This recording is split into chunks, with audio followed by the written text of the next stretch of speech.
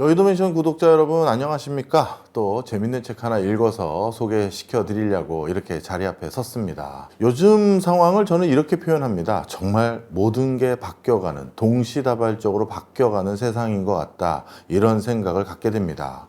그러다 보니까요, 기존에 사업하시는 분들, 나름대로 자기 인생의 커리어 패스를 기획하시는 분들 모두 내가 원래 당초 설계했던, 당초 계획했던 그 방향성, 이게 맞는 건가? 의구심을 많이 갖고 있는 것 같습니다.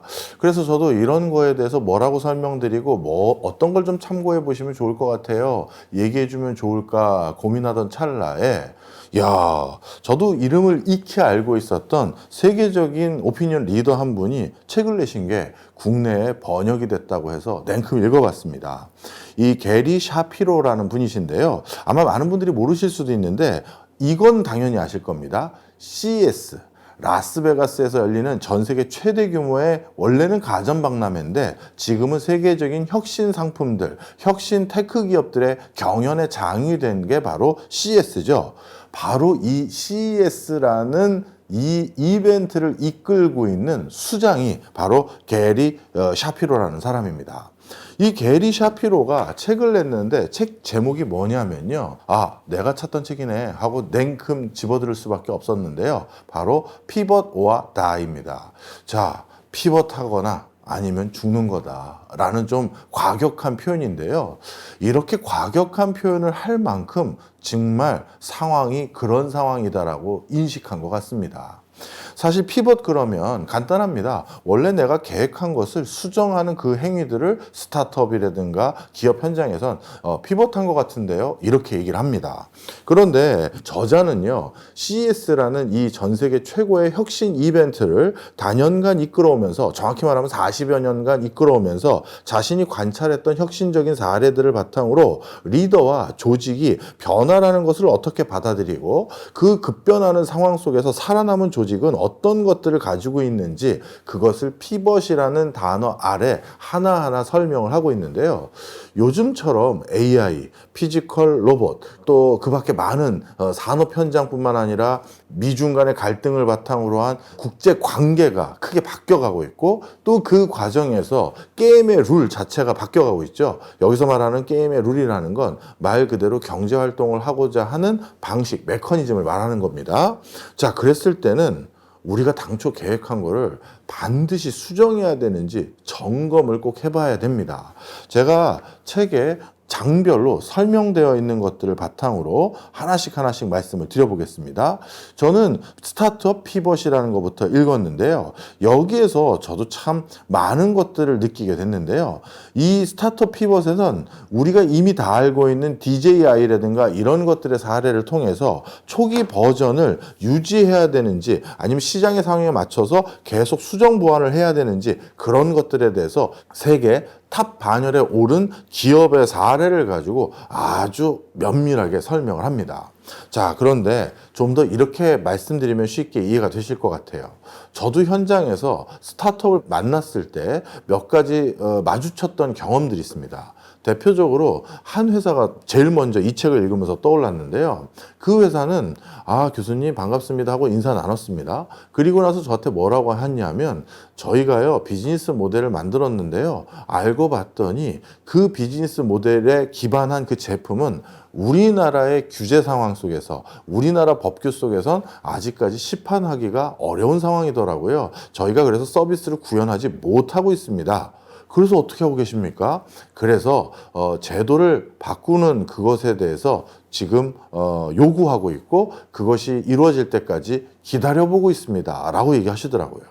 물론 운 좋게 제도가 그분들이 비즈니스 할 수 있게끔 쾌적한 상황으로 바뀌면 정말 다행일 겁니다.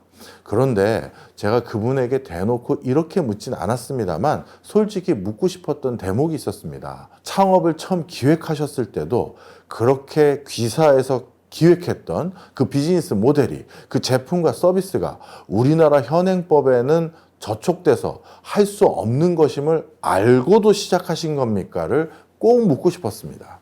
만약에 그분들이 알고 있었는데요, 그래도 저희는 법을 바꿔가면서 하려고요, 그렇게 말씀하시면 예 알겠습니다 했겠지만, 만약에 솔직히 몰랐죠. 저희는 그냥 이게 돈이 된다, 사업 모델이 된다만 검토했는데 이게 법적으로는 가능한 건지까지는 검토를 안 했었습니다. 그러다 보니까 뒤늦게 확인된 거예요. 만약에 이런 답변이 들렸다면 저는 그분들에게 그러면 무작정 기다리시지 마시고 사업을 피벗하시는 게 어떨까요? 얘기를 해봤을 겁니다.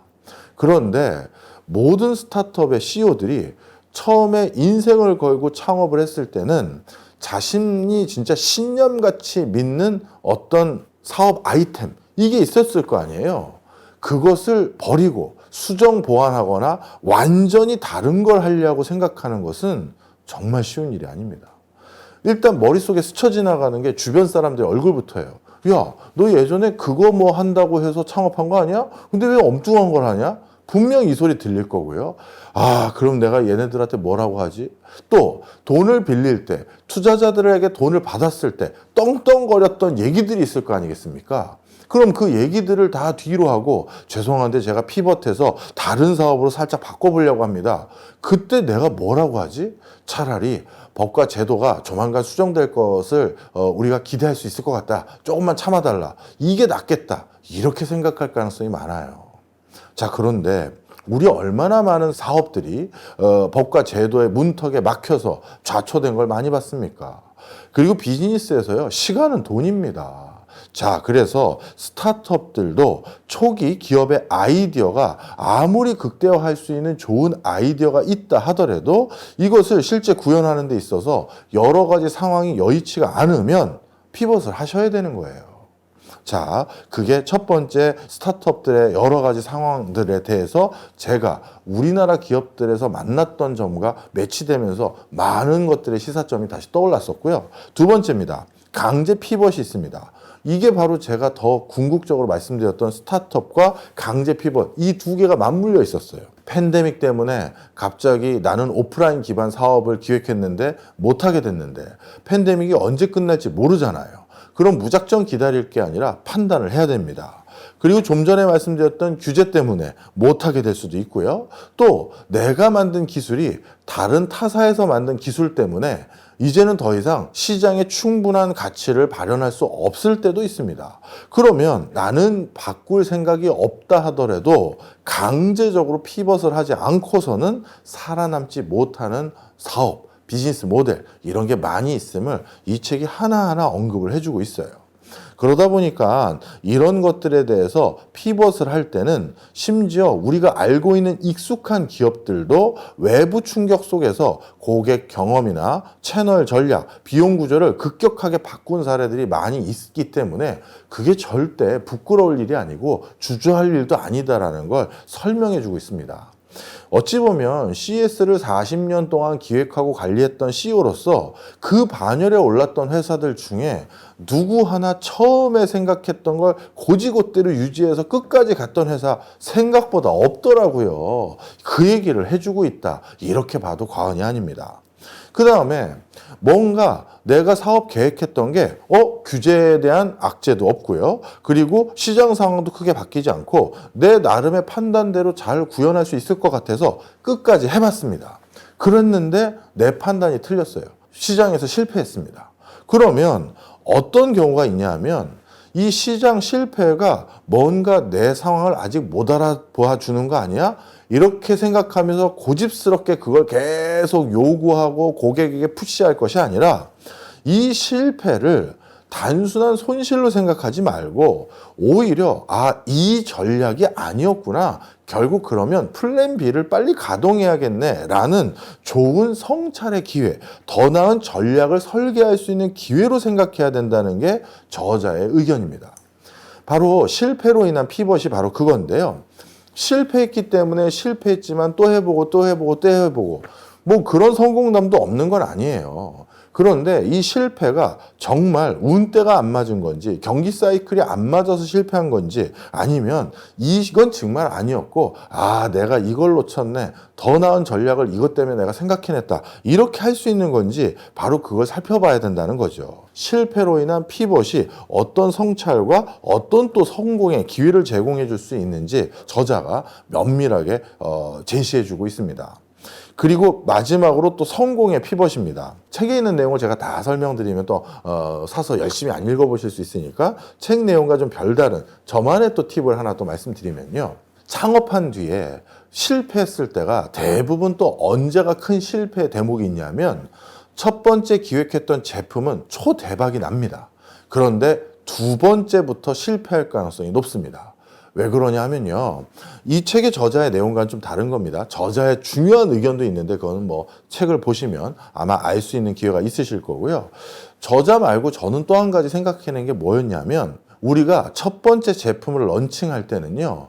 사실 창업하기 이전부터 오랫동안 숙고하고 생각하고 고민해서 그 제품을 출시했던 경우가 많을 겁니다.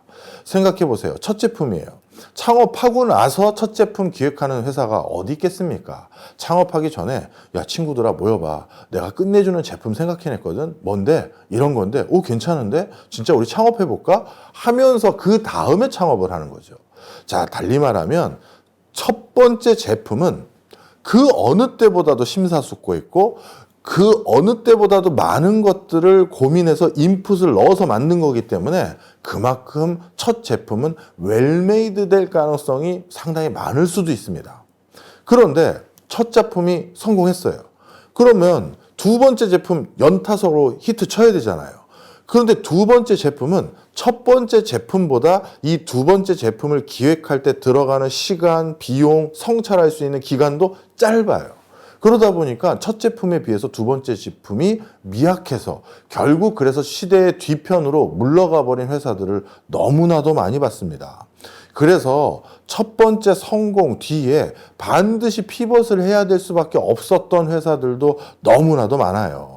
물론 이 책에서는 첫 번째 성공한 뒤에 시장에서 계속 성공을 안주하지 않고 계속 새로운 성장축을 만들기 위해서 스스로 방향을 설정해야 되는 모습들에 대해서 아마존 등이나 이런 사례들을 통해서 언급을 했습니다만 우리나라에서 제가 많이 목격했던 건 성공 뒤에 두 번째 작품과 서비스에 대한 면밀한 검토 없어서 거기에서부터 문제가 생기는 기업들도 많이 보게 됐다는 점입니다. 자, 그래서 제가 이 책을 강권했던 가장 큰 이유는요, 바로 이 피벗이 이제는 일상화될 수밖에 없다는 겁니다. 예전과 달리 특정 제품과 특정 기술이 가질 수 있는 부가가치의 그 기간이 점점 짧아지고 있어요. 옛날에는 어떤 기술 하나 개발하면 그 회사가 그것 때문에 평생 먹고 산다라고 얘기했던 적도 저희 아버님 세대는 많았습니다. 그런데 지금 와서는 어느 기술 하나로 어느 회사가 평생 먹고 산다? 그런 거는 이제 거의 없습니다. 기술 패러다임이 너무 바뀌어서 원래 동종 산업군 사이에서는 압도적인 우위가 있을지 모르겠지만 이제 그게 아니라 패러다임이 완전히 바뀌어서 그 경쟁사들과의 경쟁이 아니라 완벽하게 다른 대체제와의 경쟁을 해야 될 때가 너무 많은 거죠. 우리 늘 이런 거 얘기할 때 언급하는 회사가 코닥이잖아요. 필름 분야에서는 압도적이었고 경쟁사 다 모니터 해봤는데 후지필름도 아직 올 길이 멀고 그래서 계속 유지할 수 있을 것 같았는데 완벽하게 새로운 패러다임으로 뭐가 등장했다? 디지털 카메라 등장하고 하는 거잖아요. 이처럼 뭔가 패러다임이 완전히 바뀌어야 되는 그런 상황들이 요즘은 너무나도 빈번히 너무나도 짧은 주기로 계속 반복되고 있습니다. 그렇다면 이제 피벗은 일상화될 수밖에 없어요. 그리고 여기서 피벗을 일상화한다는 걸 꼭 내가 기업을 운영하는 사람들만 피벗을 일상화한다라고 생각하시면 큰 오판입니다. 이제 우리 모든 개인은 투자를 하고 있습니다. 그러면 특정 기업에 우리가 수장이거나 내가 자영업을 하거나 해서 피벗 여부를 직접 고민해야 될 대상이 아니라 하더라도 어느 회사의 주식을 사서 투자하고 있는 사람이라면 그 회사가 온전히 계속 주가가 우상향을 그리기 위해서는 그 회사 CEO가 뭘 잘하는지를 확인해야 된다? 피벗을 잘하는 회사인지를 확인해야 되는 거예요. 그렇다면 이제 회사에 투자를 하기 위해서도 피벗에 대해서 그 회사가 지금 온전한 제대로 된 판단을 하고 있는 거야? 여기에 대해서 우리 스스로도 들여다보고 성찰할 수 있는 피벗에 대한 여러 프레임을 내가 알고 있어야 되는 겁니다. 그래서 투자자들 스스로도 피벗에 대한 개념을 명확히 판단하기 위해서도 이 피벗 책을 통해서 내가 투자한 회사가 그런 DNA를 가지고 있는지 확인하셔야 되고요. 그 다음 마지막으로 제일 중요한 게 개인입니다. 저는 이렇게 말씀드리는 경우가 많은데요. 우리 모두 잠재적 예비 창업자입니다. 제가 늘상 여의도 맨션에서 말씀드린 것처럼 이제 100세 시대도 아니라 120세 시대도 아니고 150세 시대를 앞두고 있습니다.